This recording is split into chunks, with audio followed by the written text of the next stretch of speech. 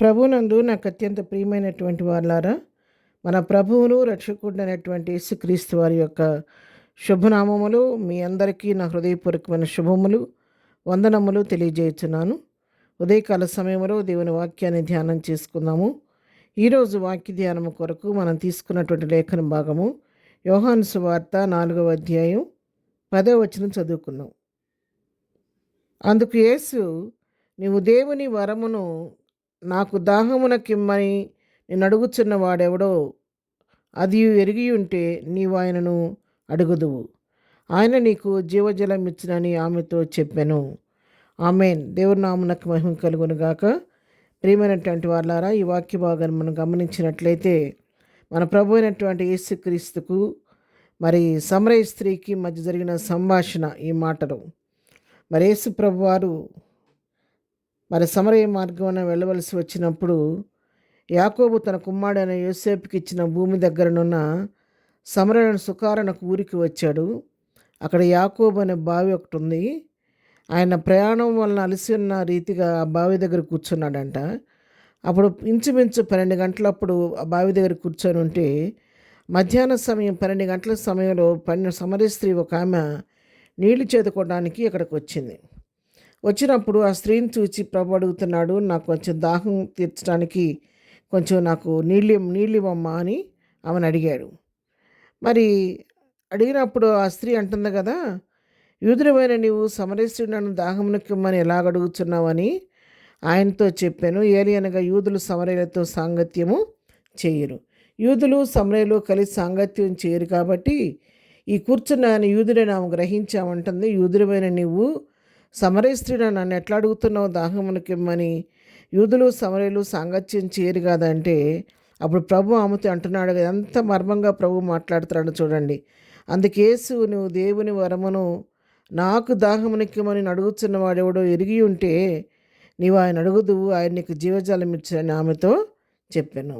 ప్రభు అంటున్నాడు కదా, అమ్మా నీకు నిన్ను దాహమునకిమ్మని అడుగుతున్న వ్యక్తి ఎవరో నువ్వు గుర్తిస్తే, దేవుని వరాలను తెలుసుకున్నట్లయితే, అది ఎరిగి ఉంటే నువ్వు ఆయన్నే తిరిగి దాహమునకిమ్మని అడుగుతావమ్మా. ఆయన నీకు జీవజలం ఇస్తాడు. నువ్వైతే త్రాగడానికి మంచినీళ్ళు ఇస్తావేమో, కానీ ఆయన నీకు జీవజలం ఇస్తాడు అని చెప్పినప్పుడు ఆమె అంటుంది అమాయకంగా, ఆ స్త్రీ, అయ్యా ఈ బావి లోతైంది, చేదుకున్నట్టుకు నీకేమీ లేదే, ఆ జీవజలం ఎలాగ నీకు దొరుకును అని ప్రశ్నిస్తుంది ఆయన్ని. అడుగుతున్నప్పుడు ఇద్దరి మధ్య కొంత సంభాషణ జరిగిన తర్వాత ప్రభు అంటున్నాడు, నీళ్లు త్రాగేవాడు మరలా దప్పికొంటాడు, కానీ నేనిచ్చే నీళ్లు త్రాగిన వాడు ఎప్పటికీ దప్పికొనడు. వానికిచ్చు నీళ్ళు నిత్యజీవముకే వాళ్ళ ఊరే నీటి బుగ్గగా ఉంటాయి అని చెప్పాను ఆమెతో చెప్పాడనమాట.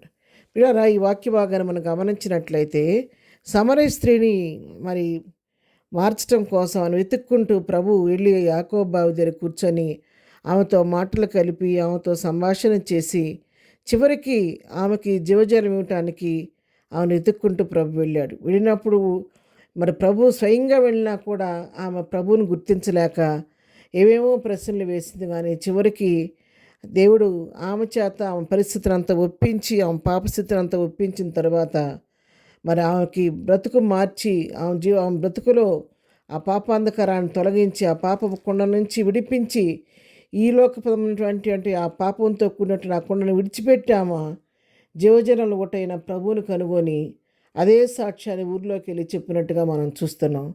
ఉదయకాలం దేవుని వాక్యం నీతో నాతో మాట్లాడుతుంది. సమరయ స్త్రీ ప్రభు ఎదురుగా ఉన్నా కూడా ఆయన గుర్తించలేకపోయింది. ఈ ఉదయకాలం నా పరిస్థితి, నీ పరిస్థితి అలాగే ఉందేమో. ప్రభు స్వయంగా నీ గృహాన్ని దర్శిస్తున్న నీ ఎదురుగానే నిలబడి నీకు జీవజలములు ఇవ్వాలని, జీవాహారాన్ని తినిపించాలని నేను వెతుక్కుంటూ ప్రభు వచ్చినా కూడా సమరయ స్త్రీలాగా ఆయన గుర్తుపట్టలేని స్థితిలో ఉన్నావేమో. ఒకసారి గమనించండి. దేవుని వాక్య వెలుగులో ఒకసారి పరీక్షించుకోండి. ప్రభువే నేను దర్శిస్తున్నాడేమో అర్థం చేసుకోండి ఒకసారి. ఆయన అనేక రీతులుగా నీకు అర్థమయ్యే రీతిగా నీతో సంభాషిస్తున్నాడేమో ఒక్కసారి మనసు పెట్టి గ్రహించండి.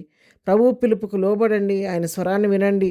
ఆయన గుర్తుపడితే, ఆయన్ను తెలుసుకోగలిగితే, ఆయన స్వరాన్ని వినగలిగితే సమరయ స్త్రీ దప్పికి తీర్చిన దేవుడు ఉదయకాలం నీ దాహాన్ని తీరుస్తాడు, నీకు జీవజలములు ఇస్తాడు, జీవాహారం ఇచ్చి నిత్యజీవానికి వారసురాలుగా చేస్తాడు. ప్రార్థన. ప్రేమగన్న తండ్రి, పరిశుద్ధుడా, ఉదయకాలం మాకు ఇచ్చిన ఈ వాక్య భాగాన్ని బట్టి నీ కొందనాలు. మా పిల్లలందరికీ నీ జీవజల ఓటలు త్రాగించండి. ఈ దినం తండ్రి మేళ్ళు మార్గాల్లో ప్రయాణాల్లో చేసే పనిపాట్లో తోడుగా ఉండండి. నీ కృప తోడుగా ఉంచండి. పెద్దన బర్త్డే మ్యారేజ్ చేసుకున్న బిడ్డలను దీవించండి, ఆశీర్వదించండి. ప్రతి వారి అవసరాలు మీ నామలో తీర్చమని యేసునామములో ప్రార్థించడి పొందుకొని ఉన్నాము తండ్రి. ఆమెన్. ప్రభు కృప సదాకాలం మనందరికీ తోడయుండి నడిపించునుగాక. ఆమెన్.